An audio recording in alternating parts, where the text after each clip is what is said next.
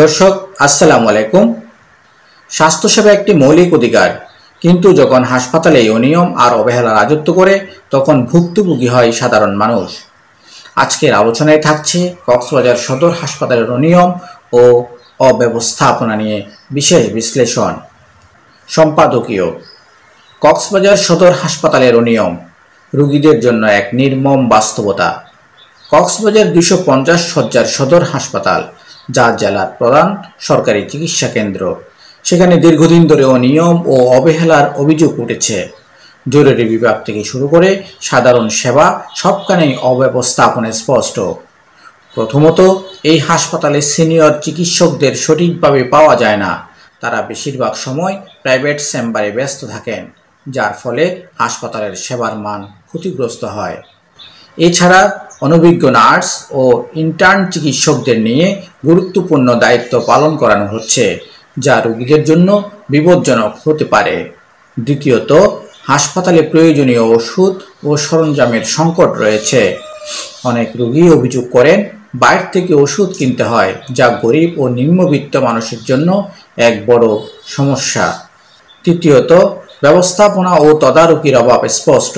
প্রশাসনিক দপ্তরগুলোর অদক্ষতা ও দীর্ঘদিন ধরে একই পদে থাকা কর্মকর্তাদের অব্যবস্থাপনা পুরো হাসপাতাল ব্যবস্থাকে নড়বড়ে করে তুলেছে। এই অবস্থার পরিবর্তনে জরুরি ভিত্তিতে কঠোর ব্যবস্থা নেওয়া দরকার। জেলা প্রশাসন, স্বাস্থ্য মন্ত্রণালয় এবং সংশ্লিষ্ট কর্তৃপক্ষকে কার্যকর পদক্ষেপ নিতে হবে। জনসাধারণের স্বাস্থ্য ব্যবস্থা নিয়ে ছিনিমিনি খেলা আর চলতে পারে না। সংবাদের বিশ্লেষণ। কক্সবাজার সদর হাসপাতাল নিয়ে খোলা কাগজের প্রকাশিত প্রতিবেদনের গুরুত্বপূর্ণ দিকগুলো বিশ্লেষণ করলে আমরা দেখতে পাই, প্রাইভেট চেম্বার কেন্দ্রিক চিকিৎসকদের ব্যস্ততা সরকারি হাসপাতালের সেবার মান কমিয়ে দিচ্ছে। অনভিজ্ঞ নার্স ও ইন্টার্নদের মাধ্যমে চিকিৎসা প্রদান, এটি রোগীদের জন্য ঝুঁকিপূর্ণ এবং চিকিৎসার গুণগত মান কমিয়ে দিচ্ছে।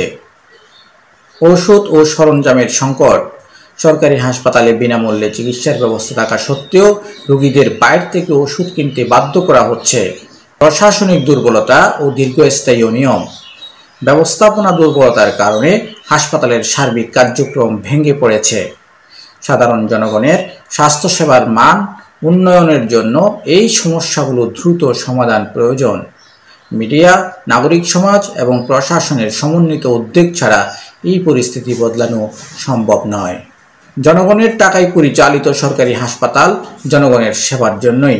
এই অনিয়ম রোধে আমরা সচেতন হব, প্রশ্ন তুলব এবং ন্যায্য সেবা নিশ্চিত করতে আওয়াজ তুলব। আপনাদের মতামত জানাতে ভুলবেন না। কমেন্টে লিখুন আপনাদের অভিজ্ঞতা ও মতামত। আমাদের সঙ্গে থাকুন, আলোকিত ক্রিয়ার সঙ্গে থাকুন। ধন্যবাদ সবাইকে। আসসালামু আলাইকুম।